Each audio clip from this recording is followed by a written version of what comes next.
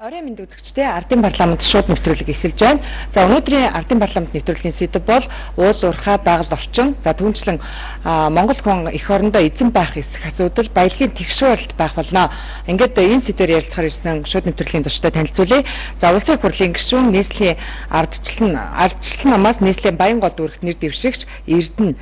За Монгол эх орончдын нэгдсэн намын нарийн бичгийн дарга Тулав, за гал үндэстэй холбооны удирдах зөвлөлийн гишүүн Сонгон найрхан дүүрэгт бие даан нэр дэвшигч Мөнх Баяр, за Монгол Улсын ерөнхийлөгчийн зөвлөх Иргэний зориг ногоо намаас Баян зүрх налах дүүрэгт нэр дэвшигч зоригт нар оролцож байна. Тэгэхээр үнэхээр энэ 2012 оны улсын хурлын сонгуулийн гол нэр дэвшигчдийн урья лоозон юу амлалт бол яхааргүй баялагын хуваарлалт тэр дундаа уул уурхай асуудал байна. За үнэхээр энэ асуудал бол өнөөдөр ч ярьж байгаа сэдэв биш.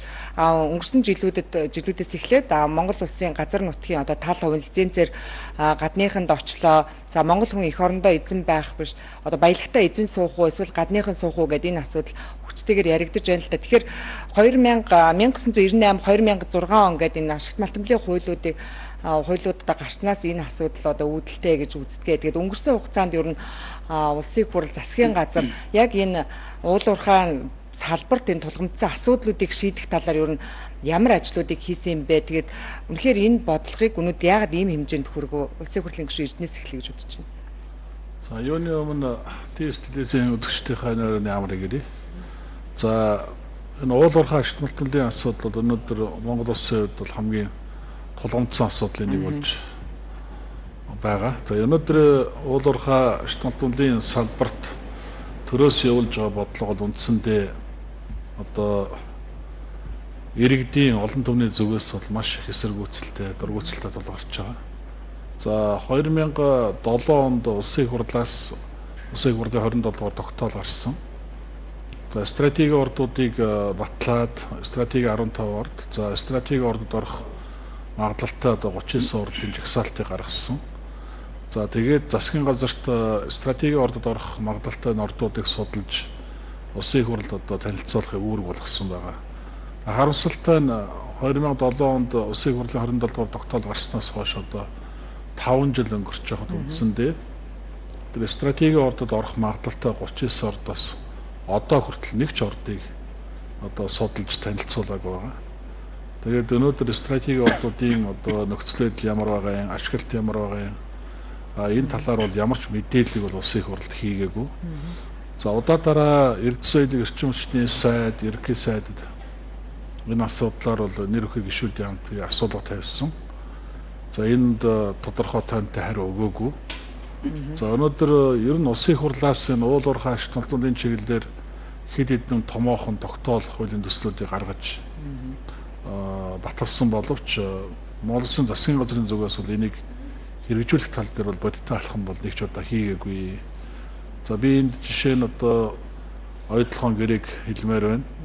Улсын хурлын 57 дугаар тогтоолоор оюут толгойн анхны хөрөнгө оруулалтыг нөхмөгц Монголын талын эзэмших хэмжээг 50% хүргэх үүргийг засгийн газарт өгсөн. Харамсалтай засгийн газар энийг буруугаар ойлгосон юм байлгүй. 30 жилийн доктортой байдлын гэрээ хийсэн. Нэгүгээр хэлбэл 30 жил Монголын тал 34% тайгал байна гэсэн үг тийм ээ. Тэгээд энэ гэрээ байгуулагдсны дараа би бас тухайн үеийн баялагын эрчим хүчний сайдаас асуулт тавьж ирсэн. 30 жилийн дараа оюутлахын ордоос хэдэн хувь нь үлдэх вэ гэд. Тэгэхэд миний урдаас хэнийгчүүд 44% нь үлднэ гэсэн. Ийм хариу өгчээсэн. Тэгээд үндсэндээ бол 30 жилийн хугацаанд оюут толгоон нөөцийн 56%-ийг гадныхаа ачаад гарах нэ. Тэгэхээр энэ 56%-аас Монголын тал 34%-аар хүртэнэ гэсэн үг тийм ээ. Тэгээд 44% үлдэнэ гэдэг бол хамгийн агуулмж багтай, хамгийн эрсдэл өндөртэй тийм ээ, ашиглалтын хүнд нөхцөлтэй энэ хэсэг нь үлднэ гэсэн үг шүү. Өөрөөр хэлбэл сорчиж ашигланаа. Нэг бол сорчлоод аваад гарнаа л гэсэн үг. Тэгээд өнөөдөр оюут толгойг манай иргэд бас нэг сайн ойлгохгүй байх шүү. Оюут толгойн зэсийн өдөр гэхэд 49 сая тонноор тогтоогдсон. Энэ одоогийн манай Эрдэнэтийн нөөцийг 3 дахин нэмсэнтэй тэнцэх. Нэгүрдэл 3 Эрдэнэт үйлдвэрийн дайтай ийм том орд байгаа. За 1800 тонн алт гэдэг бол 30 бороо гоолдын ордтой тэнцэхээр ийм том нөөц байгаа. Тэгээ энэ асар их баялгаа бид нар өнөөдөр 56% гадныханд бэлгэлж яана гэдэг бол энэ бол маш том стратегийн алдаа тийм ээ. Би бол өнөөдөр энийг бол энэ гэрээг байгуулсан нөхдүүд бол үндсэндээ үндэсний эрх ашигаас урвсан нөхдүүдээ л гэж боддгийг.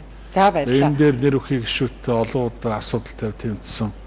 Харамсалтай тодорхой үр дүнд хүрээгүй байна л та. Аха. За баярлалаа. Эх орончдын нэгдсэн намын зөвс. Үнэхээр энэ дээр бас засгийн газарт одоо энэ шаардлагыг хүргүүлээд их хурлын гишүүд өнөөдөр хүчрээгүй тухай ярьж л да. Тэгээд ер нь яах ёстой юм бэ? Их хурлдаа захирагддаггүй засгийн газрыг тэгээд яах ёстой юм? За юуны өмнө энэ нэвтрүүлгийг үзэж байгаа Монголын ард түмэндээ баярлалаа. Эх орончдын нэгдсэн намын зүгээс. За тэгэхээр одоо бид бол энэ сонгуульд төрийн тийм хувьсгалд 5 зорилт дэвшүүлж ажиллаж байгаа. За тэрний нэг үндсэн дээр нь бол энэ төрийн тогтолцооны тухай асуудал байна. Тэр энэ төрийн тогтолцоо дотор маш олон тийм зүйл байгаа учраас би зөвхөн энэ саяны таны асуусан улсын хур засгийн газар захирагддаггүй гэсэн тэр асуудлаар эхлээд товчхон хэлье. Тэгэхээр бол манайх өнөөдөр бол улсын хурл бол дэлхийд дээр ерөөхдөө хамгийн сонгодог хуульд бол хууль тогтоох гүйцэтгэх шүүх гэсэн засаг байна. Энэ гурав маань бол тус тусдаа бүгдээрээ бие даасан хараат бус үйл ажиллагаа явуулах хэрэгтэй. Тэгэхээр хамгийн дээр байгаа төрийн 3 эрх мэдэл минь хоорондоо холилдсон ерөөсө бантан шиг болсон байгаа байхгүй юу. Өөрөөр хэлбэл улсын хурлал засгийн газараа одоо үйл ажиллагааг хянах, нөгөөх нь үйл ажиллагаагаа ажлаа тайлагнах ёстой. Гэтэл энэ зарчим маань өнөөдөр бол нэгдүгээрт алдагдсан. Өөрөөр хэлбэл энийг хүн болгон бол мэдж байгаа миний ард иргэд бол улсын хурлын гишүүн давхар засгийн газрын гишүүн байдаг асуудал. Тэгэхээр ингээд хариуцлага тооцох механизм дээр нэгдүгээрт энэ алдаа. Тийм учраас улсын хурлын гишүүн засгийн газартаа байгаа учраас нөгөө засгийн газар нь улсын хурлаа захирагдахгүй байгаагийн нэг том шалтгаан. Тэгэхээр энэ бол биднэрт одоо үндсэн хуулинд хийгч байгаа төрийн тогтолцооны хувьсгал зорилтын нэг асуудал нь энэ байгаамаа. Тэгэхээр бид бол юу гэж бодож байна вэ гэхээр бид бол мөрийн хөтөлбөртөө 5 хувьсгалгаа нэг асуудал дээр бол ногоон хувьсгал. За бас эдийн засгийн бүтцийн асуудал дээр бас энэ байгалийн баялагтай холбоотой асуудлыг бол хийсэн. Тэгэхээр энэ дээр ганцхан тодорхой хариулт байгаа. Нэг олон юм уушаад яах вэ? Ерөөсөө энэ ийм одоо улс үндэснийхээ эрх ашигыг одоо уландаа гიშгсэн ийм асуудлыг бид нар цэгцлэхийн тулд ерөөсөө ард иргэдийн өөрсдийнх нь сонголтол одоо маш зүв байх хэрэгтэй байхгүй юу? Тэгэхээр энэ ард иргэн бид нар ард түмнийхээ бодлого зөвхөн хэсэг нөхдүүдийнхээ хүрээллийнхээ хүрээнд гаргаж байгаа төвшөнд гаргаж байгаа энэ шийдвэр маань ард түмнийг одоо өнөөдөр үнэхээр доройтуулж үнэхээр цоцож дуусч байна. Тэгэхээр энэ үйл ажиллагаа, энэ бодит байдлыг хэн бий болгосон юм бэ гэхээр ард түмэн бид нар нэг талаасаа ард түмэн бид нар өөрсдөө сонгоцсон байхгүй юу? Тийм учраас энэ сонголтондоо ард түмэн өөрсдөө анхааралтай байх тий. Түүнд ийм асуудлуудаа хариуцлага тооцох хамгийн том асуудал ерөөсөө ард иргэдийн минь одоо мэрэгэн сонгод байх учиртай гэж би бол бодож байна. За баярлалаа. Тэгэхээр эртний нийгмүүдийн төлөөлөөс Монголын гол нууруудын нэгдсэн хөтөлбөрийн тэргүүн мөнх баяр ирсэн байгаа. Мэдээж уулуурхаа Монголд өнөөдөр эрчимтэй одоо ашиглаж байна. За үүнийг дагаад бид нарт хамгийн их сүрлэг авчирж байгаа нь бол энэ байгаль орчны экологийн энэ доройтой сүрэл байгаа. Харин эртний нийгмийнхэн бол энийг аль маш олон жилийн өмнөөс олж харж өнөөдрийг болтол тэмцэж ирсэн. Тэгээд яагаад өнөөдөр энийг өнөөдрийг болтол шийдэж чадахгүй?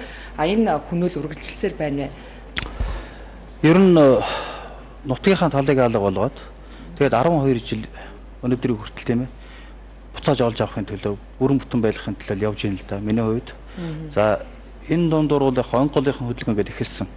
Гэхдээ энэ бол 2001 онд эхлээд 3 аймгийн 8 сумыг хамарсан тэр голоо авч үлдэхин төлөө тэр хүмүүс нэгдэж эхэлсэн. Тэгээ энэ бол нэг голын асуудал биш.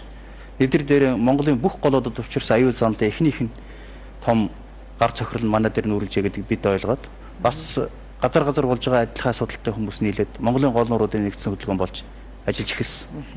Тэгээ энд бид нар ажиллахдаа өмнө нь бол бид нар үзэгдлийг захаас нь хараад барьж аваад ажилласан байгаа юм. Яг хөөхтэй зэрэг шууд уулуурхайхантай ноцолдоод эхэлсэн. Сүүлдээ сум аймгийн хурлын шийдвэр, засаг дарганы шийдвэрийг гаргуулад төтгөл зүйсэн шийдвэрүүдийг гаргуулад эхэлсэн. Тэгэл буцаад харин үржээд эхэлсэн. Тийм учраас Монголын гол нууруудын нэгдсэн хөдөлгөөн болж ажиллах энэ шатандаа бид нар бол юуг ойлгосон бэ гэхээр төрийн бодлого байгаль орчиндаа харигс хатуу хэрцгий хандаж байгаа тийм ээ. Түүний үйл анзаарч байгаа. Оршихуйн үндэс суусан газар нутгийнхаа бүр бүтэн байдлыг ерөөсөө анзаарахгүй болчихсон. Энэ төрийн харлаган бодлогыг өөрчлөх ёстой гэдэг дээр очсон. Нэлээд хэдэн жилийн дараа. Тийм учраас гол мөрний урсгал зөвлөлдөх ойн сан бүхий газар, усан сан бүхий газрын хамгаалтын бусад ашигт толгойд хайх ашиглахыг хориглох тухай хуулийг гол нууруудын нэгдсэн хөдөлгөөнийх нь ширээ тойрч боловсруулад сууж агаад үзэл баримталтай боловсруулад ингээд их хурлын гишүүдэд санал болгож явсан. 2006 оноос эхлээд 3 жил явж байж арай хийж сая их хурлын гишүүдээс Батэрднаа аваар гаргахлуулсан 9 хүн өргөн бариад ингээд энэ хууль батлагдсан. Тэгээ бид бол тэр үед итгэж ирсэн, итгэл араа алдраагүйсэн. За одоо төрийн бодлогыг засалруулан зөв болгоно гэсэн нэг одоо нэг хуультай ядаж нэг гол мөргийг за энэгээр Монгол орны маань газар нутгийн 40% ойтой устай цэвэр усны маань их нөөц бүгд ингээд хамгаалтанд орлоо. Дагуудаа бүхэлдээ ингээд голын сагуулаар хамгаалтанд орлоо гэсэн. Ийм сайхан одоо бодол тэгээд их баяртайгаар тэр одоо амжилтанд хүрчлээд ер нь бараг болчлаа гэж ингэж ханж ирсэн. Гэтэл бол шал өөр юм болсон. Засгийн газар хуулийг хэрэгжүүлэхгүй өнөөдрийг хүртэл одоо 3 жил болох гэж байна. Энэ хуулийг хэрэгжүүлэхгүй санаатаагаар шүү дээ. Тэгээ элдв дэдийн шалтгаан тооцооргоод их хурл хуулийн хэрэгжилтний хяналт тавих. Их хурлд хоёр хэл юм байгаа шүү дээ. Төрийнхэн бодлогыг, улсынхаа бодлогыг зөв болгож хуулиан батлна. Түүнийхээ хэрэгжилтийг чамд сахиулна шүү дээ. Өөр юм энд байхгүй. Гэтэл бол аль одоо шахалт шаардлагаар 3 жил явж баталсан хуулиа улс үндэстнийхээ аюулгүй байдал тусгаар тогтнол газар нутгийн бүрэн бүтэн байдлыг авч үлдэх тийм нэн чухал энэ алхмыг одоо олон нийтийн шахалт шаардлаганд хийчихэд харин цаашаа бол явуулах өсөл байгаагүй. Засгийн газар шахаж чадаагүй. Хяналт хийж чадаагүй. Тэгээ энэ байдал бол одоо эцэс ямар хариултанд ирж байгаа нөхцөл зэрэг энэ намын тогтолцоо тийм үү? Энэгээр дамжсан улс төр эдийн засгийн бүлэглэл гэдэг янз янзаар хэлдэг. Энэ бол Монголын маань ер нь хөмөрхнэ. Энэ л тодорхой болж байна. Өөрөөр хэлбэл нам дамжсан энэ ажиллагаа бол хоёр төвчшгүй шалтгаанаар Монголыг аюул руу чирж байна. Хүчээр тийм үү? Бид тэрийг мэдрээд айдастай болцгоодсон байна. Эхнийх нь гэр бүл дотроо, айл хотол дотроо аймаг сумаараа улс даяараа чиний ном, миний ном гэж талцаж ирсэн энэ их хагаралдаан. Энийн үндсэн шалтгаан байна. Нам болж байна тийм. Хоёр дахь нь бол аль нам нь ямар байдлаар тийм үү дэвшүүлэхдээ улс төрийн бодлогыг дэвшүүлэхдээ тавихтаа гадныхантай гадаад орчинтай харьцахтай бол улс орноо аль зэрэг хурдан зарж ярилцах уу хям төсөр хамгийн хурдан зарж ярилцах уу барьцаан тавих уу гэдгээр одоо уралдаж байна. Өөр юу ч байхгүй. Яг товчхондоо. Ийм аюул руу аимшигтай хоёр юм байдалд бол энэ намын тогтолцоо хөтөлж ш. Тийм болохоор бид бие даагчдын эвслийг зохион байгуулж гал үндэстэй холбоо одоо бол улс үндэстний аврыг гэсэн зорилгонд дор тэгээд дээр нь их ёс тогтоох. Тэр нь бол үндсэн хуулийг агуулгаар нь өөрчлөх. Энэ болохон байж байгаа гадныхны одоо бидэнд тээж суулгаж өгсөн энэ үндсэн хууль шүү дээ. Энийг үндсээр нь өөрчлөх. Тэнд дотор нам бус тогтолцоотой болох. Дээр нь бол гурав дахь нь бол орон нутагт эрх үүрэг нэг аваачих бодит утгаар шүү дээ. Одоо энэ амлаад байдаг, яриад байдаг үлгэр домог болсон шахуун болсон шүү дээ. Энийг аваачих гэсэн ийм зорилтуудыг тавиад ажиллаж байна. За Монгол Улсын ерөнхийлөгчийн зөвлөх зорилт яг энэ асуудалтай өнгөрсөн хугацаанд яагаад өнөөдрийг болтол энэ асуудлыг шийдэж чадалгүй өдий хүрвэ? Энэний шалтгаан юу байна? За ер нь бол асуудал ингээд арай өндрөөсөх юм харах юм бол тэр системийн алдаа болцоод байна л да. Сүүлийн одоо 20 хэдэн жил бидний энэ байгуулж ирсэн төрийн систем маань өөрөө ажиллахгүй юм л болчлоо. Яг тэгэхээр гол алдаа нь бол бид гадаадын туршлагыг судлаад, гадаадын хуулиудыг орчуулад янз янзын улсуудын юг ерөөсөө манай онцлогт тохирсон ийм одоо систем байхгүй явсан учраас үндсэндээ төрийн механизм маань өндөр ажиллахаа болцсон. Тийм болохоор энэ асуудлууд ингээд олон жил яваад хуримтлагдаад ирлээ. Тэгэхээр өнөөдөр бол гарч байна уу үл байна. Ер нь бол аливаа том өөрчлөлтүүдийг бол яаж хийдэг вэ гэхээр ерөөсөө хүмүүсийн солилт юм байна л да. Жишээлбэл олон жил нэг хүн нэг байран дээр ажиллахаар угаасаа тэнд ямар нэгэн алдаа дутагдал заавал гардаг. Өөрөө тэндээ дасдаг, одоо нүдэн дасдаг, ямарваа нэгэн шүүмжийг хүлээж авах чадваргүй болдог. Тэр бид яг л ийм замаар явцсан. Тэгэхээр манай үндэсний онцлог гэдэг бол тархаа бутархаа аюул ийм том нутагтаар тарж суурьсан цөөхөн 2.7 сая хүнтэй. Тэгээ ийм нутагтаар одоо жишээлбэл юу гэдэг сонгодог парламентын цэцгэлтэй болсон энэ юу явахгүй байна. Тэгэхээр миний одоо жишээлбэл харж байгаагаар улс төржилт бол одоо бүр хэмжээ хязгаараа алдаад ялангуяа орон нутагт бол одоо багийн засаг дарга бол хэн олон хамаатантай болдог. Сумын засаг дарга бол одоо бас л танилтал тэр юугаараа ингээл нэг сумын иргэдийн хурал дээр хэн олон болж гин гэдэг нэг 20 хэдэн хүний одоо 11 юм уу 12 нь л нэг тал намыг олчул гарчаад байна шүү дээ. Гэтэл аймгийн засаг дарга нь бол одоо өөр намаас байдаг шүү дээ. Ингээ аймгийн засаг дарга нь өөрөө даалгавар бэлвэлдэх. Зүгээр л тэр өөр намын хүн учраас гихмишлэнгээр энэ төрийн энэ тогтолцоо маань өөрөө буруу байна. Тийм учраас би бол ингэж боддог. Аймгийн засаг даргыг бол нийт иргэдээс сонгоод Аймгийн засаг дарга нь сумын засаг дарга, сумын засаг дарга нь багийн засаг дарга шууд томилдог байх хэрэгтэй. Томилоод буцаагаад чөлөөлдөг хэрэгтэй. Тэгээ ер нь ихэдээ ийм цөөхөн амтай газар юм босоо тогтолцоогоор ингээд ороод явах юм бол асуудлуудыг маш хурдан шийдэж хариуцлага тоосдог болох байхаа гэж бодож байгаа. Нөгөө талаар маш хурдан шийдэх юм бол улс төрийн намуудыг хатуу гишүүнчлэх болох хэрэгтэй.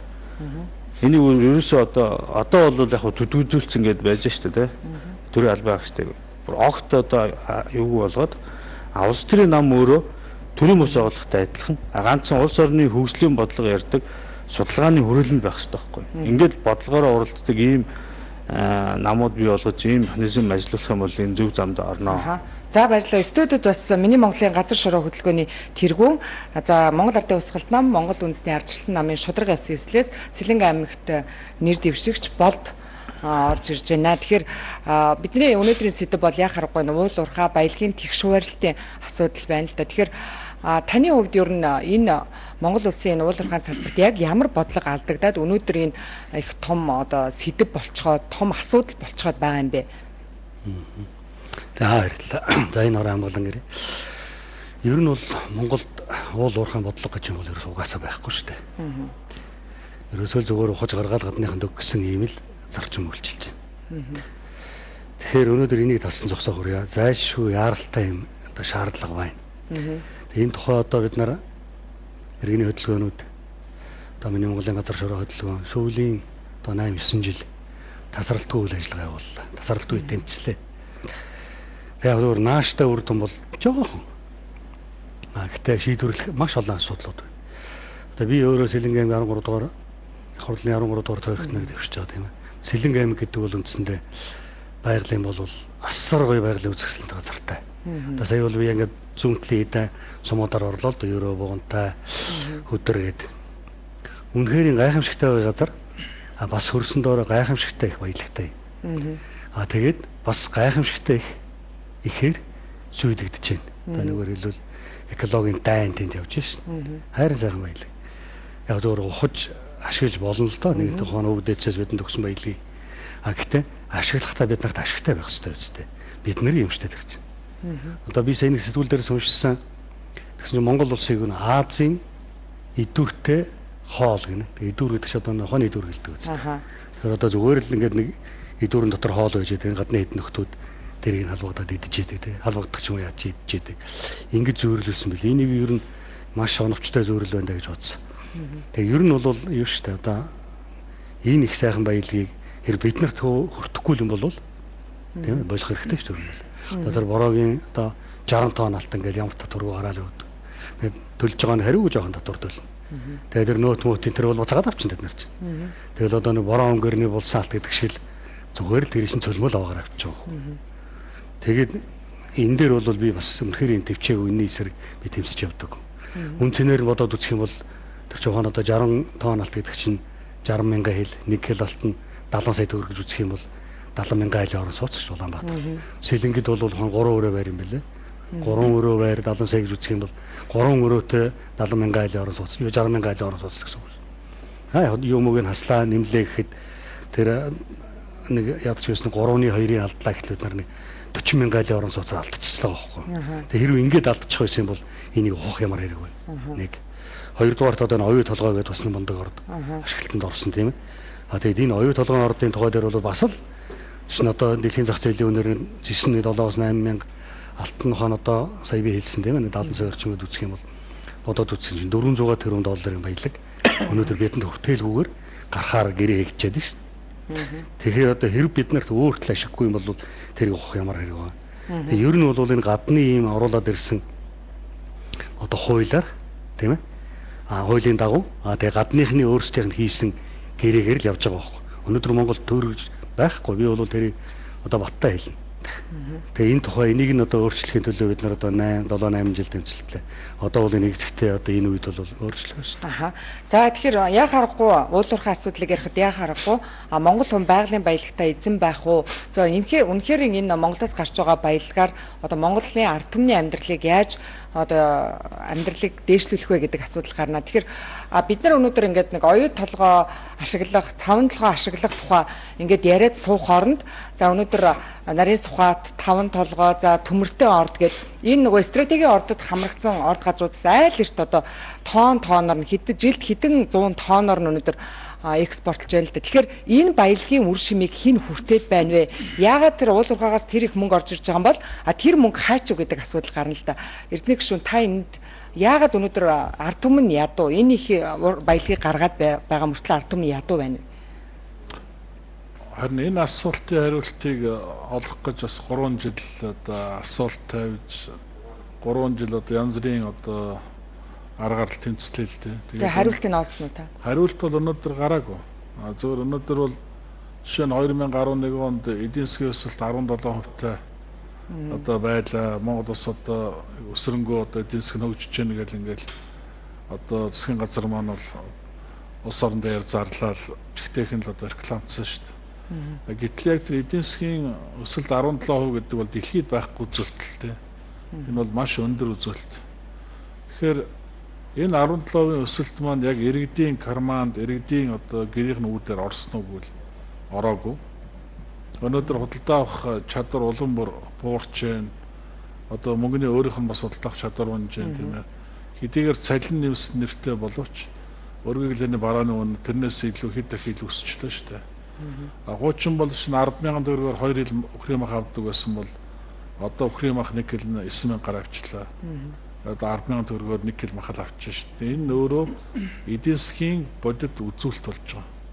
Тэгэхээр эдийн засаг 17% өссөн гэж худлаа ард түмний толгой угаагаад тэгээд яг бодит одоо өсөлт орлого бол иргэдийн карман руу иргэдийн гэрийн үүдээр орох биш. 100 тонны хэдэн одоо нөхдийн карманд 100 тонны эдийн засаг одоо улс төрийн бүлэглүүдийн одоо ашиг орлого болоод ингээд алга болж байна л да. Тэгэхээр энэ бол үнэхээр өнөөдөр Монголын эдийн засаг бол эрүүл ус байна. Баялагын хуваарлалт шудраг ус байна тийм ээ. Баялагаас орж ирж байгаа орлогоо тооцож чадахгүй байгаагийн том илэрэл. Тэр өнөөдөр зүгээр 1 тонн коксч нурсыг угаагаад гаргах юм бол дэлхийн зах зээл дээр $280-350 хооронд худалдах боломжтой. За угаахгүй зүгээр түүгээр начаа гаргахад $160-180 борлуулаад авах боломжтой тийм ээ. Гэтэл манайх өнөөдөр хэлийн нөхцлөөр 1 тонн коксч нурсыг $56-70 гаргаж шүү дээ. Одоо нэг үлэл зүгээр одоо байгалаар нь бохироор нь гаргаад худалдах үннээс 3 дахин хямднаар гаргаж байгаа. Бараг үнэгүй гаргаж байна л гэсэн. Дээр нь гаргаж байгаа байгалийн баялагаас нэг хувинч татвар авахгүй. Экспортын татвар тийм. Тэгээ ерөөсөө авахгүй байгаа тийм. Тэгээд энэ өнөөдөр юуг харуулад байгаа юм гэхээр 100 тонны эрх мэдэлтнүүд түүний ивэлд байдаг одоо 100 тонны уул уурхайн компаниудын ашиг орлогыг нэмэгдүүлж яах нөхөөс ш яг бодит иргэд рүү чиглэсэн тэр баялагын хуваарлт тэр хоримтлыг бий болгож чадахгүй шүү дээ. Өнөөдөр төсөвт орж иж байгаа бодит орлого хэд байна? Гэтэл яг экспортод гарч байгаа байгалийн баялагын үн хэд байх вэ тооцоод үзэх юм бол их олон оронтой тооны зөрүү гарна л да. Тэгэхээр энэ бүх байдлыг одоо өнөөдөр хин нэгэн ихэд хариуцлага хүлээх ёстой шүү дээ тийм. Одоо дөрөв болд ярьж тэр ойдлогон гэрээ бол үнэхээр луурын гэрээ болсон. Гэтэл ойд толгойн гэрээг тухайн засгийн газрын одоо тэргүүн ерөнхий сайд байсан би өөрөө биеэр хариуцсан, хардлагаар хариуцсан гэж байгаа л тэр гэрээг байгуулсан. Өнөөдөр тэр хариуцлага хүлээх хүн маань хаана явж байна те. Их орлч нэр дэвшээг ингээд алга болсон шүү дээ. Энэ гадаад гараад алга болсон. Өнөөдөр гадаад гараад алга болсон. Тэгээд өнөөдөр энэ юуг харуулж байгаа юм гэхээр зүгээр луурчдод ямар ч үндснээр хамаагүй Монголын баялагыг цөлмөх ямар ч үндснээр хамаагүй одоо Монголын газар нутгийг гадаадынханд худалдах юм л одоо сонирхол зорилго байгаа юм уу? Ер нь гадаадынхны захиалгаар одоо Монголын төрд ажилладаг хэсэг бүлэг хүмүүс байгаа мó гэсэн хардлагыг өөрийнхөө төрүүлж байгаа юм л да. Тэгэхээр өнөөдөр энэ төрийг төр шиг болгох, төрийг одоо цэвэр шудрах, ажилуулах тэр гол үндэс суурийг өнөөдөр манай иргэд өөрсдөө тавина, тийм ээ. Сонголтоо зөв хийж чадах юм бол Монгол төр шиг төр болно. Сонголтоо буруу хийх юм бол Монгол төр одоо өнөөдрийн байдаг бахиадгаар л үлдэх байх, эсвэл бүрд ортох байх тийм үү. Хамгийн гол юм сонголтыг одоо худалдаж авч болдог, сонголтыг луурдаж болдог гэсэн ойлголт өнөөдрийн энэ мөнгөтэй эрх мэдэлтэй осод байх шиг байна л да. Тэгэхээр ингэж болдгоо маа гэдгийг манай ард түмэн энэ удаагийн сонголтоор нэг харуулмаар байгаа юм тийм ээ. Нэг өөрчлөөд энэ одоо болохгүй үтгэхгүй байгаа зүйлийг одоо цэвэрлэх тэр боломжийг Харин өнөөдрийн шодрог улс төрчид энэ шодрог одоо шинээр гарч төрийн түвшинд долгоосоо гэж би бодож Аа. байна. За баярлалаа. Эх орончдын нэгдсэн намын тулга яг энэ баялагын тэгшүүрэлтийн асуудал. Үнэхээр их мөнгө орж ирээд идэг. Тэгсэн мөрчлөө тэр мөнгө одоо бүр эдийн засагт эргээр гэхээсээ сүргээр одоо нөлөөлөд эхэллээ шүү дээ. Хөөсөн эдийн засгийг бий болгоод инфляц эргээд хөөрөгддөг. Тэгээ худалдаа авах чадварыг байхгүй болгодог. За тэгэхээр би бол нэг ийм бодолтой байна. Тэгэхээр байгалийн баялаг бол ард түмний баялаг байх хэрэгтэй. Энэ бол үндсэн хуулийн заасан бидний өөрсдийн маань заалт байгаа шүү дээ. Хуулийн заас. Гэтэл бодит байдал дээр энэ ашигт матмал энэ байгалийн баялаг маань ард түмний баялаг биш, харин ашиг сонирхлоор нэгдсэн цөөн хэдэн нөхдүүдийн л одоо өмч болцсон юм шиг үнэхээр ямар ч хүн тэгж ойлгохоор болцсон байна. Бодит байдал бол. Тэгэхээр яг бодит бидний амьдрал дээр байгаа эргэн тойронд байгаа үзэгдэл одоо анхандаа бид нар шатхуун цахилгаан эрчим хүч иймэрхүү юмнаас хараат байсан бол одоо бүр сүүлдээ уул уурхай бүр сүүлдээ махнаасаа хараат болж шít. Өнөөдөр Монгол улс дэлхийд маш олон төрөл, маш олон салбараараа зүйлээрээ дэлхийд бол тэргүүлдэг. Жишээ нь газар нутгаар нэг хүнд ногдох хэмжээгээр, байгалийн баялагаар нэг хүнд ногдох хэмжээгээр наваад үзэх нь бас л дээгүүрт явж байгаа. За ингээд одоо юу гэдгийг байгалийн баялагыг дотор нь төрөлжүүлээд аваад үзэх юм бол бас л нэлээд олон тийм байгалийн баялагаараа дэлхийд нэг хүнд ногдох хэмжээгээр бол тэргүүлж болохоор. Жишээ нь мал ихэд 40 сая. Тэгэхэд бид нар дунд нь бол өөрсдөө төөрөлтөөр нэг хамаатан урал олохооргүйгээр тийм цөөх хүлээ штэ мал дотроо. Гэсэн мөртлөө малгүй шахуу орноос бид нар малтай мөртлөө түүнээс малгүй орноос илүү өндөр үнээр мах худалдаж авч штэ. Энд чи өөрөө ямар ч тийм боловсралгүй дундаж хүнд хүртэл өөрөө тийм ойлгомжтой асуудал байгаа байхгүй юу? Энэ бол гутамшиг, энэ бол тийм арчаагүй байдал гэж би бол манай намын зүгээс би бол одоо төлөөж одоо тодорхойлж байна. Тэгэхээр энэ тэр эдийн засгийн бодит яг улс орныг хөгжүүлэхэд баян сайхан тарган амьдрахад бол ганцхан уул уурхай бол гол тэргүүний хүчин зүйл бас биш ээ. Манай нам ч гэсэн ингэж үзэж байгаа. Эх орончдын нэгдсэн нам. Тэгэхээр яг уул уурхай гэсэн сэдвийнхаа хүрээнд бол ярихад нэг хүчин зүйл энэ ядуу зүдүү өртөө зовлонтойгоо нэг шалтгаан бол энэ оюу толгой гэрээ гэж би үзнэ. Гэтэ ганцхан оюу толгой биш өөр олон зүйл ярьж болно. Гэтэл өнөөдөр оюу толгоогоос баг гэрээнээс болж гэж баг хэлэхэд бол болох бах. Өнөөдөр ард түмэн одоо амар бухимдалтай асар өндөр үнээр махаа худалдаж аваад асар их одоо гадныхныг одоо шүтчихсэн Монголыгоо доош нь уландаа гიშгчсэн эн чинь одоо Монгол төр мөн үү эн чинь Монгол улс мөн үү? Өнөөдөр бид нар Монгол улсынхаа нутаг дэвсгэр дээр зүгээр гадаадын нутаг дээр гадны харайт юм шиг л амьдарч штэ. Монгол хүн биш юм шиг. Өөрөөр хэлбэл Монгол улсууд гадаадын улсын аль нэг нутаг дэвсгэр дээр газар гуйж амьдарч байгаа юм шиг тийм арчаагүй байдал байж байна. Өнөөдөр мэдээлэл хэвлэл мэдээлэл хэрэгсээр зөндөө гарч байна. Тэр юу гэхээр манай зүгээр таавара одоо үн ертний бидний түүх байна. Нүүдлэж амьдардаг. Малаа нүүдлээд оторлуулад одоо хариулаа явж байгаа тэр газар нүртэл нэг нөхөр ирээл хөөгөл явуулдаг. Гэхдээ эн чинь бодит байдал шүү дээ. Энийг л бид нар өөрчлөх юм. Тэгэхээр эдийн засгийн бодит асуудал гэдэг түрүү ярьж байна л да. Өнөөдөр өнгөрсөн жилийн үзүүлэлтээр манай эдийн засаг бол 17% өссөн юм байна. Энэ жилээр эдийн засгийн тооцоогоор 20% өснө гэж байна. Тэгэхээр энэ бодит өсөлт мөн үү? Биш ээ. Энэ бол цэвэр нөгөө нөхдүүдийн маань төр барьж байгаа эрх мэдлтнүүдийн маань чадлаа гаргаад мэрэгэн бодлогоо боловсруулад өсөгдсөн асуудал бол биш. Энэ эдийн засгийн бодит өсөлт гэдэг дээр манай орны инфляцийн түвшин үнийн хөөрөгдөд энэ өсөлт чинь өөрөө эдийн засгийн тэр өсөлтийг чинь өндөр харагдуулаад байгаа. Нөгөө талаар сүүлийн үед одоо баялагын тэгш хуваарлалтай холбоотой тийм хүртээмжтэй эдийн засгийн өсөлт гэдэг тийм ойлголт гарч байгаа юм лээ. Тэгэхээр хүртээмжтэй эдийн засгийн өсөлт гэдэг эдийн засгийн өсөлт гэдэг бол ерөөхдөө байгууллагын нөөцийг ашиглаад түүн дээрээ үйлдвэрлэл явуулаад бүтээгдэхүүн үйлдвэрлэх өсөлт гэх юм бол өмнөх жилийн энэ жилийн үйлдвэрлэл нь өмнөх жилийн үйлдвэрлэлээс давсан байхыг эдийн засгийн өсөлт гэж байгаа байхгүй. Гэтэл манад энэ асуудал байхгүй. Тэгээд би ганц өгүүлбэр хэлье. Жигд хүртээмжтэй өсөлт гэдэг асуудал өнөөдөр манад бол байхгүй байна. Зөвхөн уул уурхайгийнхаа одоо олж магадгүй гэсэн тооцоон дээр үндэслэж манайх баахан бодлого боловсруулад баахан гаднаас юм авчдаг өөрсдөө энд ороогдоод явцсан байна. Гэтэл 1990-с 2008 оны хооронд манай улс нийт 2.1 тэрбум долларын өртөө байсан юм билээ.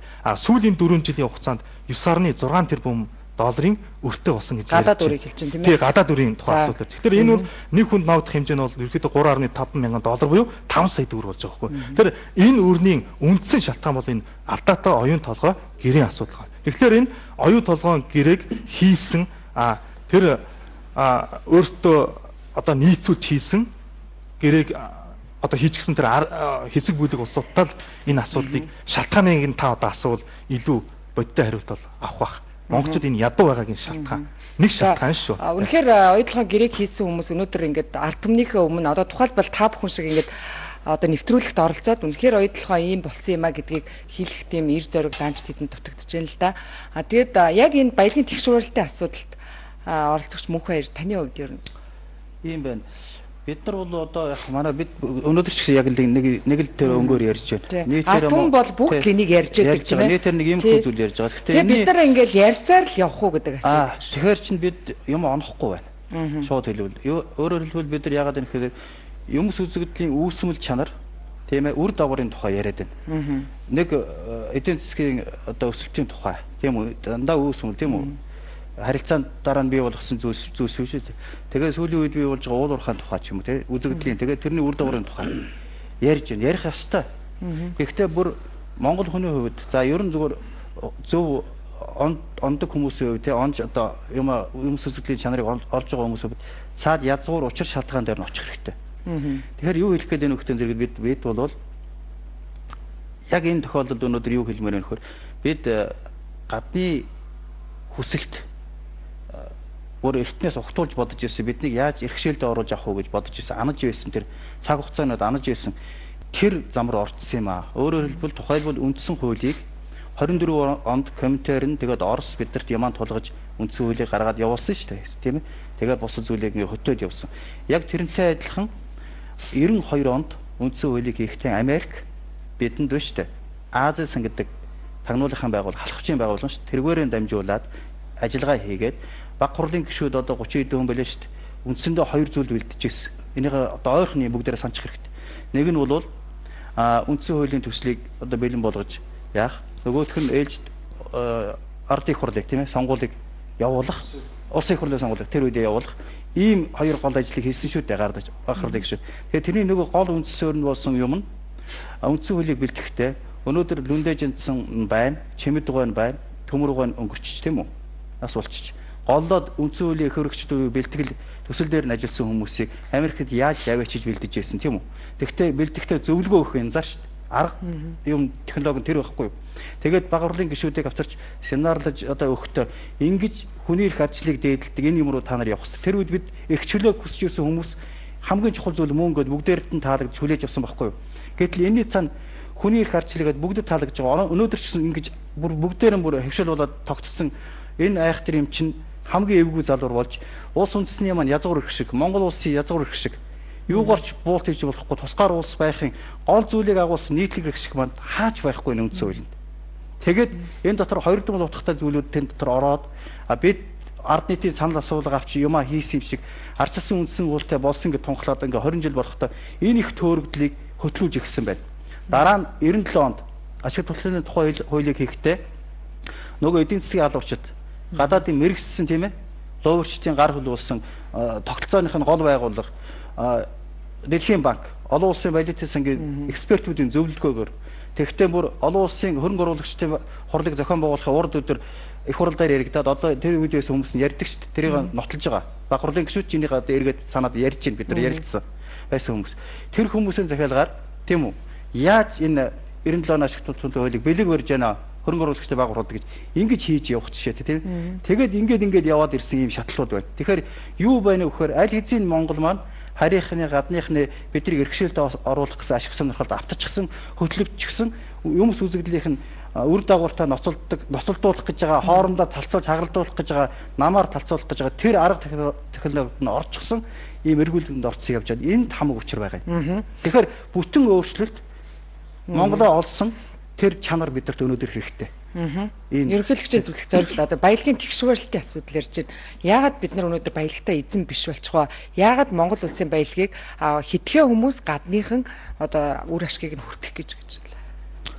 За тэгээд яагаад гэвэл угаасаа хуулийн юм чи одоо байж байгаа хуулиуд нь юм. Тэгээд бид нар одоо сүүлийн 8 жил ч юм уу 10 жил ингээд болж байгаа юмнуудыг ингээд яриад байна л да. Ийм болсон тэгсэн ингэсэн одоо бүхэн бүр залхсан шүү дээ. Биний хувьд ч гэсэн бүр үнэхээр залхсан. Тэгэхээр одоо бол бид нар өөрчлөх солих хэрэгтэй байхгүй юу? Яаж солих юм? Айгүй амархан. За намуудын жагсаалтыг хараарай заяа.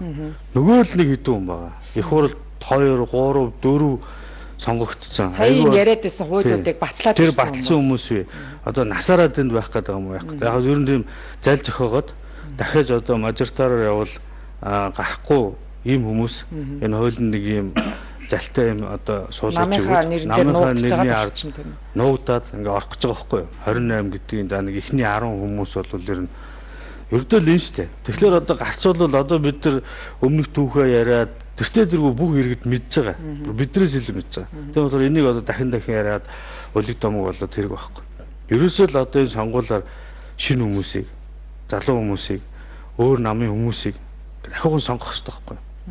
Тэр нөгөө нэг том диктатор хэлсэг өгдөг шүү дээ. Хүн байхгүй бол асуудал байхгүй. Тэр бол яг муу талаас нь тий. Гэхдээ бид нар өнөөдөр улс орноо сайжруулах гэж байгаа, хуулиудаа өөрчлөх гэж байгаа, хөгжих гэж байгаа учраас тэр олон дахин сонгогдсон хуучин энэ улиг болсон хүмүүсийг зүгээр сольжмор байхгүй. Тэгэхээр асуудлын гол нь хүн солихтой биш юм шүү. Энэ тогтолцоотой байгаа гэж яриад зүгээр нэг хэдэн хүмүүс гаргаж ирвэл энэ асуудал шийдэх чинь гэж би бол тэр бол солигдно. Яг тэгэхээр хуучин хүмүүс чинь бүгдээрээ ийм чөтгөрийн тойрогт ороод бүгд авилгалын хэлхээгээр хоорондоо ингээд бацаалагдсан улсууд байхгүй. Тэд нар хизээч өөрчлөгдөхгүй. Яг тэгвэл нэг юм ярина, нэг юм шүүмжлэн нөгөөдх нь зөрүүлээл одоо тэр мэдээллийг гаргаж ирээ шантаал. Энэ бол Монголын улс төр зүгээр бүр тогтцсон юм шүү дээ одоо. Ийм учраас энэ чинь юус өөрчлөгдөхгүй шүү дээ. Нэг асуудал гарч ирдэг. Мөнгө өгөөд твлийн одоо байгууллагуудаар сонин сэтгүүлээр телевизээр өгөөд тэр мэдээллийг намд ардаг. Нууц биш шүү дээ. Бүр тогтсон хэллэгтэй, тэрийг гардаж хийдэг хүмүүстэй, үн анштай. Тэгээд энэ ингээл намд харагддаг. Тэгээд чимээг болдог, олон дүм мартдаг. Дахиад нөгөө хэдэн хүн л гарч ирэл нөгөө нэг хөдгөө гэдэг шиг нэг онгоо шиг юм байна шүү дээ. Тэгэхээр солих хэрэгтэй байна. Олцогч болд. Манай хүмүүс сайн ярьж байна л да. Юу гэдэг үлээ? Ярих юм алга гэдэг шиг. Яг л үнэн байхгүй. Ерөөсөө энэ улсуудыг хувь гаралд сольж тийм ээ. Энэ тогтолцоогоо өөрчлөхгүй бол тэр хасаа асуулаач чи хүн солигдоод болох уу гэж. Тогтолцоог хэвээрээ байж байгаа тохиолдолд тогтолцоог өөрчлөхийн тулд хүнээ солих хэрэгтэй. Тийм ээ. Тэгжээ тэр тогтолцоогоо зөв болох хэрэгтэй. Энэ хүмүүс нь солигдохгүй шүүмжлэлээр л үдий хүрсэн шүү. Тий. Тэгэхээр хүмүүс нь солигдохгүй тэр тогтолцоо яг хэврээл явна шүү. Яагаад гэвэл зөвхөн энэ одоо ирэх барьж байгаа улсуудыг их ашиглал үйлчлээл тийм ээ. Ер нь бол хүмүүс чинь ингэ сонгогдохдоо тэгж байгаа ш. За ард иргэдээ хөгжүүлээд баяжуулаад өгнө. Тийм улс орноо сайхан болгоод өгнө гардаг. Тэгээд гарсныхаа дараа болохоор өөрөөсөө сайхан хөгжөөл өөрөөсөө баяжаад тоглох ш. Тийм ээ. Ард иргэд нэлцэж байгаа юм байхгүй. Сая би хэллээ ийм их баялагийг гаргачаад тэгээ өнөөдөр Монгол улс махан 10,000 болцсон байна гэдэг бол инээдэмтэй л байхгүй. Эдийн засгийн 17% өслөөл гэдэг тэгэл өнөөдөр одоо бензин тусна хэд болж байгаа вэ тийм. Тэгээ түрүүнд та асуулаа л да тэр нөгөө хийсэн улсууд нь энд суугаад одоо ягаа юм ярьдаг юм бол ярьдгийг бид нар чинь. Би бол одоо тэр улсуудтай одоо сүүлийн 8 жил энэ халз мэтгэлцэн ярилцлаганд бол одоо би их олон орсоо одоо тоогоо алдсан баг. Хамт ингэж сууж байгаад улаан цай модлоо яриаддаг. Одоо би одоо нэр заахад одоо яг ноёртлогын гэрээг байгуулсан улсуудтай би хамт ороод суугаад ярихад үгүй энэ чинь ашигтай гэдэггүй ашиггүйг нь одоо бүх эрдэмтэд судлаад бодлоо гаргаж ашигтай гэдэг. Тэгээд бүр үгүй чи энэ юмнуудыг эрдэмтийн хувийг аваагүй шүү дээ. Авсан шүү дээ гэдэг. Үгүй аваагүйг нь би мэдж байгаа. Би өөрөө тэр ажлыг хийсэн зөндөө байсан. Нэг ч санал аваагүй. Тэгсэн мөртлөө чи аваагүй шүү дээ. Та нар аваагүй шүү дээ гэхэд бас юу л да бүгдийг аваад бүлдэг. Юу бүгдийг итгэл ширхэх чадахгүй. Тэгэл яг өөрсдөө хийдэг. Тэгэл за эрдэмтдийн судалгаагаар бол энэ оюутлогын антер дээр бол ерөөсөө манай ашиггүй гэдэг нь маш олон удаа байсан. Тэгсэн чинь одоо бүр ингээд хардаа энэ улсын их хурлын тамгын газрын судалгаа шинжилгээ олонны харилцагт өгөөд судалгаа шинжилгээний байгууллага байхгүй байна. Тэгээ эндээс гаргасан энэ ч тооцоо байгаа. Тэгсэн чинь нөгөө нэг 45 сая тонн зэвсээ маань 1800 тонн алтын маань хэрэгэлчээд дуусахаар тий өөрөөр хэлбэл манай улс гэрээний 30 жилийн дараа ашиг хүртэх нь биш 656.3 тэрбум ам долларын өртөө байхаар байна гэдэг ингээд гаргаж байгаа. Бүр улсын хурлын тамгын газар нь өөрсдөө тийм. Зүгээр эдгээр тухайн одоо шинжилгээ эксперт хийж өгс манай эрдэмтдийн юмуд бол материалууд зөндөө бий. Ингээд байхад тэд нэр хийчихэл дараа нь одоо бол тэгж ашигтай л яриад байгаа. Тэгтэл бүр даашаа тэрийг ашигтайгаа шид нар мэдэхгүй. Тэр оюутлогын хөрсөн дор байсан баялагийг эзээгүй бас урд нэг гинтээ тэд нар манай эрдэмтдэр судалгаа хийлгэж нэг эксперт хийлгсэн байдгийг. тэрүүгээр 45 сая тонн 1800 алтан тодорхой. Одоо тэрийг дараа нуучихсан. Тэгээд тэрийг нэг наривчлаад яаж ухаж гаргаад тийм ээ яаж ухаан одоо ямар технологиор ухах юм яаж тэгээд зардал нь хэд гарахын орлого нь хэд болох юм гэсэн тийм тооцоогоо огт хийгээгүй жиж энэ тогтвортой байдлын гэрээг байгуулсан байхгүй. Тийм биз эрдэнэ шүнэ. Тий. Тэгээд тэгээд эдийн онцлог орж ирээгүй байхад гэрээнд гараас зурсан шүү дээ. Тий. Нэгүгээр хэлэх юм бол одоо ингэж байгаа. Яг нэг хүн нөө политикоо өмсчээд гаднаас мака өмсөх гэдэгтэй л адилхан. Юмаа хийчихэд хуулийн дээр бол тийм бааш. Техник эдийн засгийн үндэслэлийг үндэслэж гэрээ байгуулна гэж хахад гэрээгээ байгуулчаад техник эдийн засаг. Дараа нь техник эдийн засаг. Тэрэн доторх юмаа өөрсдөө ч мэдээгүй. Тэгэхээр тэр улсууд энд суугаад ярих юм бол ярьж байгаа нь бол худлаа юм ярих байхгүй. Тийм. Тийм учраас за тэгэхээр нэвтрүүлгийн цаг бас өндөрлж байна л да. Үнэхээр та бүхний энэ ярьж байгаа асуудал бол яах аргагүй өнөөдрийн Монголын ард түмний одоо хамгийн эмзэг хамгийн одоо ноцтой асуудал болж хувирсан. Тэгэхээр баялагтай улс орон болгон хөгждөггүй харин ч баялагаасаа болж баларч хоосорч хүн ард түмэн одоо ядуугийн төлд хүрдэгэ гэдгийг дэлхийн олон улсуудын ялангуяа баялагтай орнуудын жишээ харуулдаг. Тэгээд манайх нэгэнт одоо энэ Африкийн орнуудын араас, Латин Америкийн орнуудын араас орж байгаа гэдг нь хэн бүхэнд тодорхой байна. Тэгээд чухам бид ингээд ярьсаар дахиад шүүмжилсээр ингээд суугаад байх уу эсвэл яах вэ гэдэг дээр одоо намын төлөөлөл байгаа учраас та бүхэн одоо хамгийн зөв оновчтой гарцыг ер нь юу гэж харж байгаа юм бэ? Тухайлбал танаа намын хувьд таны хувьд тэгээд эндээ цэглэе гэж бодож л дээ зөвхөн хүн болгоод 1 минутанд харамсалтай тийм цаг нодож байна болдохос гэл. Тэг энэ бол ерөөсөө энд сууж байгаа улсууд бол би бодож нэг дугаар л ганцхан өгнө. Энэ улсуудыг хуугаар нь өөрчлөөл эх орно гэсэн сэтгэлтэй тийм ээ. Бас шудраг тийм хүмүүсийг л гаргах ёстой. Энэ нөхдөч нэг хэлэх байна. Ойлгомжтой. Тэгээд эх орончд нь гараад за эх орно гэсэн сэтгэлтэй хүмүүсийг гаргачлаа. Тэр хүмүүс яах вэ? Тэр улсуудаа өөрчлөлт шүү юм аа. Өөрчилж чадахгүй бол би одоо за яг энэ дээр бол миний хувьд одоо тухайлбал таныг одоо их олон жил ингээд газар шороны төлөө тэмцэж байгаа. За болдыгоо сонгож гаргаад ирлээ. Та яах вэ? 1-2 хүн бол асуудлыг шийдэхэд хэцүү шүү дээ. 1-2 хүн асуудлыг шийдвэл хэцүү. Одоо бид нар мэдэн шүү дээ гүн далай өөрхий одоо хичнээн жил бас тэмцүү тийм бас зардаг. Тийм учраас одоо гуйгаар нь цолих хэрэгтэй. Тэгэд одоо хүмүүс тэгдэг юм бас нэг юм улс төрчдийн үзүүлэлтээ нэг юм яриад байгаа. Туршлагатай улс төрчид тэгээд би тэгээ бодоод Монгол улсыг ийм болгож дампууруулсан туршлага бид нарт байгаа. Их муу туршлагатай л улс. Муу туршлагатай. Хэрвээ тэр туршлагыг нь бид нар дахиад цааш нь хөгжүүлэе гэвэл одоо би энэ хүмүүс жишээлээд хэлээд байдаг. Нэг жин дунгууг нэг кино байдаг шүү дээ тийм. Эрхийн мангаар тусцсан нэг хүүхэд уулын уруу ээж гонхрүүлээд хатан зохион дээр сургаачдаг. Тэр их өнөөдөр Монгол улсын аюулгүй байдал ганц агш малтмал биш. Энэгээр дамжаад ерөөсө бүх салбарт аюулгүй байдал. Би өөрөө аюулгүй байдлын чиглэлээр судалгааны ажил хийж байгаа. Докторантур сууж байгаа тийм. Ерөөсө яг нэг уулын уруу өнгөрүүлсэн догоо шил явж байгаа байхгүй. Хизээ тэр газар очиод бяц ус хэрхийл бид нар хүлээгээ суугаад байгаа байхгүй. Тэгэхээр одоо энийг зогсоох алтан боломжгүй энэ сонгуул байгаа. Сонгуулаар бид нар сонгуулийн хувьсгал хийх ёстой. Зүгээр нэг тийм жижиг мессежлэр хийж болохгүй. Тийм учраас бүгдийг солиод тэгэл яадаг үзэх хэрэгтэй. За оролцогч зоригт.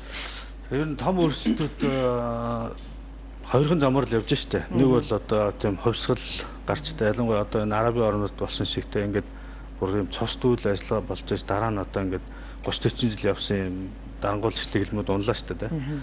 Нөгөөх нь бол энэ ардсан нийгэмд бол сонгуул байгаа штэ.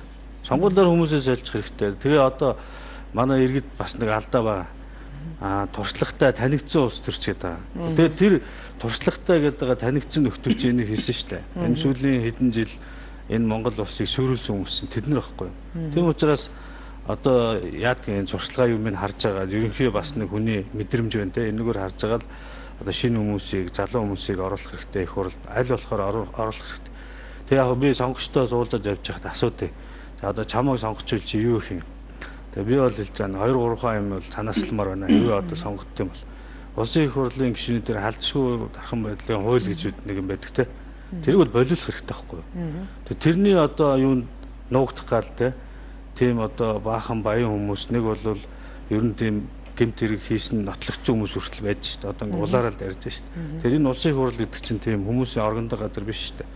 Энэ хаалтыг алах болох хэрэгтэй. Тэр улс төрийн намуудыг гишүүнчлэх болох хэрэгтэй. Ийм суур хид хідэн өөрчлөлт хийчихэд аяндаа энэ чи өөрөө зөв замдаа ороод явцнаа. За оролцогч мөнх байр. Тий түрүү намууд гэж би даад нэр төвшиж байгаа юм шүү дээ. Одоо сонгуулийн ерөнхий ороо юм зарлахгүй байгаа өнөөдөр юу болж байна? Би дааж байгаа хүмүүс 30 гаруй байна гэж дуулдж байгаа. Тэгэхээр гал үндэстэй холбоо бол бид агш дэвшлиг зохион байгуулалт эхэлсэн. Тэр нь бол ямар нэг зорилгонд дор байх хэвээр энэ улс үндэстний аврыг үндсэн хуулийг бүхэлд нь өөрчлөн нам бус тогтолцоо орон нутагт эрх үүрэг гэсэн. Тэгээд уг нь сүүлийн хоёр нэхнийхтэй багтаж байгаа л үндсэн хуулийг өөрчлөн гэдэг тогтолцооны хувьд. Тэгвэл тодруулж хэлсэн юм. Тэгэхээр улс орон дуун бол бүтэн өөрчлөлт хэрэгтэй байна. Одоо нэг багсаг засвараа нэг хэсэгчлэн засвараар бол одоо улс маань сэхэхгүй. Өөрөөр хэлбэл их хүнд өвчтнийг бол шийдвэрсэн эмчилгээ хийдэг үстэй. Тэрнтэй яг адилхан болчихсон байна. Ийм тохиолдолд энэ бүтэн өөрчлөлтийг энэ сонгуулиар хийх боломж тулж ирлээ монголчууд. Монголчууд хувьцаагаа энэ цагийнхан бид нар ер нь бол энэ цагийн бид нар бол энэ их муухай зүйлийг бий болгосон хүмүүс гэдгээ хүлээн зөвшөөрөх хэрэгтэй. Өөрөөр хэлбэл өвөг дээдс маань үеийн үед биднийг бүтэн нутаг бүрэн улсыг үеийн үед өрж барж жагаад мандаж буурч жагаад бидэрт авчирч өгсөн. Бидний үеийнхэн ийм муухай болгочихсон. Тийм учраас энийг цайруулах, заавал энийг өөрчлөх тийм үүрэг бол бидэрт байгаа. Бид нар л өөрчлөн. Нэг бол сэхэн, нэг бол мөхөө нуусан. Тэгэхээр энэ сонгуулиар бүтэн өөрчлөлтийг хийя. Тэхийн тулд манай бид агшдын эвсэлд оролцож байгаа энэ зорилгыг тодорхой тавьчихсан, тийм ээ? 3 зорилгыг, эрхэм зорилгыг тодорхой тавьчихсан. Энийхэн төлөө яг гарч ирээд тууштай явна. Чадахгүй бол буцаад нэрийн татныг шийдчихсэн. Энэ 7 хүн байгаа. Завханд би дааж нэр дэвшиж байгаа чимд юндэн байгаа. Энэ Эрдэнэтэд даш тэмбэрэл байгаа. За хан улдүрэг дээр баг хурлын гишүүн байсан Энкот явж байгаа. Түрүүний миний яриад байдаг баг хурлын гишүүд дотор явж исэн. Энийг байдлаа ойлгочихсон. За дээр нь юун дээр сонгон хайрхан дээр би явж байна. За энэ Чингэлтэй Баян зүрх дүүрэг дээр дэвшиж байгаа хоёрын өнөөдөр маргаашнаас нэгдэх гэж байна. Дээр нь намууд дотор бидний энэ гэрээ нэгдэж орохоор одоо ярилцж байгаа нэр дэвшигчд байгаа. Бид удахгүй зарлнаа. Тэгээд энэ бүтэн өөрчлөлтийн төлөө байгаа нэг багсаг засварын төлөө биш тийм ээ. Ингэж халаглахгүй яг шийдвэртэй байж байгаа тэр хүмүүсийн төлөө санал өгч энэ эргэлтээ авчиряа л гэж монголчуудад хэлмээр. За баярлалаа. Эх орончдын нэгдсэн нам. За тэгэхээр манай нам бол одоо Монголын улс төрийн энэ нам эвсэл дотор хүчин дотор улс төрийн хүчин дотор бол хамгийн отхон нам юм аа. За тэгэхээр бид бол энэ сонгуулийн мөрийн хөтөлбөртөд оролцуулахдаа үндсэндээ энэ нийгмийн тогтолцоо гэдэг асуудал бид нар бүгдээрээ ярьж байна. Энэ асуудлыг бид нар томьёолж нийгмийн тийм 5 тийм хувьсгал зорилтыг бол дэвшүүлсэн байгаа. Эх орончдын нэгдсэн намаас. За ингээд энэ 5 хувьсгал маань цогцоор нь хийснээр бидний тэр нийгмийн тогтолцоог тэр чигээр нь өөрчлөх тийм агуулгатай мөрийн хөтөлбөр байгаа. За ард иргэднээс сонирхон үзье. Нөгөө талаараа бидэнд одоос ерөөхдөө баялагын хараал хүртэж сүрэх үү эсвэл тийм байга нөөцөө ашиглаж өөрөөгөөчтөө ашигтай ажиллаж чадах уу гэсэн том сорилт буюу хоёр тийм сонголт бидэрт үлдчихэд байгаа. Дэлхийд дахин баялагын хараал гэдэг ойлголт сүүлд маш их хүчтэй төрж. Энэ бол баялагтай мөрлөө түүнийг ашиглаж чадаагүй сүрсэн улсууд. Нөгөө том сорилтонд ороод ашигтайгаар гаргаж чадсан улсууд өнөөдөр сайн сайхан амьдарч байгаа тэр улсууд нугаа байхгүй юу. Тэгэхээр энэ дээр юу хэрэгтэй вэ гэхээр нөгөө төрийн бодлого хэрэгтэй байгаа юм. Тэгэхээр энэ төрийн бодлого энэ баялагын одоо бидний энэ манай одоогийн төрийн хийж байгаа энэ алхмууд маань үндсэндээ тэр баялагын хараад орохоор тийм одоо үндсэн алхмууд болцоод байна. Тэгэхээр манай эх орончдын нэгдсэн намын энэ 5 хувьсгал зорилтууд ерөөхдөө энэ баялагын хараад тийм хараадыг одоо хариулах өөрөлдвөл өртөхгүй байх тийм сайхан зөв бодлого байгаа гэж бид бол үзэж байгаа. Гэхдээ энэ зөвхөн ашигт малтмал тэр баялагтай холбоотой асуудлаар л би ярьсан шүү. За баярлалаа. Улсын хурлын гишүүн Эрдэнэ. За ерөөс энэ сонгуул бол аль нэг улс төрийн нам аль нэг улс төрчийг сонгох асуудал байгаа юм биш. Ер нь Монгол орн оршихуу, эс оршихуу, Монгол орн хөгжих ус өгчүү гэдгийг л шийдэх юм сонгуул. Манай намын хувьд бол ер нь хүнээ төрийн бодлогын төв тавьж хүнлүүгээ чиглэсэн төрийн бодлого явуулж яж улс ор хөгжнөө. Тэгэхээр мэдээж тодорхой хөтөлбөр зорилго байх ёстой.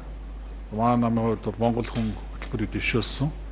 За энэ хөтөлбөр бол хин нэгэн зур хэдэн улс төрчтэй сууж байгаад гаргаад ирсэн хөтөлбөр биш. Энэ бол одоо 2 жил гарсан явах хугацаанд Монгол орны өнцөг боломжт олон 10 мянган одоо иргэд сонгогч маань оролцож энэ одоо амьдралаас урган гарсан мөр хөтөлбөр. Тэгээд утгаараа энэ хөтөлбөр бол эргээд амьдрал хэрэгжих боломжтой мөр хөтөлбөр байгаамаа. Тэгэхээр сонголтын хувьд өнөөдөр дахиад хэлэхэд Монгол орн маань орших уу, эс орших уу гэдгийг шийдэх гэж байгаа юм хариуцлагатай урд өмнөх сонгуулиудаас ирсэн ялгаатай юм сонгуулаа. Тийм учраас зөв мөргэн сонголт хийж ард түмэн маань ирээдүйн хувьцаагаа өөрсдөө зөв сонгосоо л гэж ингэж хүсэж байна да. За баярлалаа. Ингээд нэвтрүүлэгт өргөж ирсэн та бүхэнд баярлалаа. Бүгдд нь амжилт хүсье. Эрхэм үзэгчдээ өнөөдрийн манай ардын парламент нэвтрүүлэг за өнөөдөр Монгол улсын байгалийн баялаг за цаашлаад Монгол хүн эх орондоо эзэн байх уу? За энэ баялагын тэгш хуваарлтыг хийхийн тулд ард түмэнд хүртээлтэй байхын тулд за улс төрийн намууд за цаашлаад төрийн бодлогыг тодорхойлогчид чухам ямар одоо байр суурьтай ямар бодлоготой байгаа юм бэ? Энэ талаар мэдээлэл хүргэлээ. Ингээд анхаарал тавьсан үзэгчдээ баярлалаа.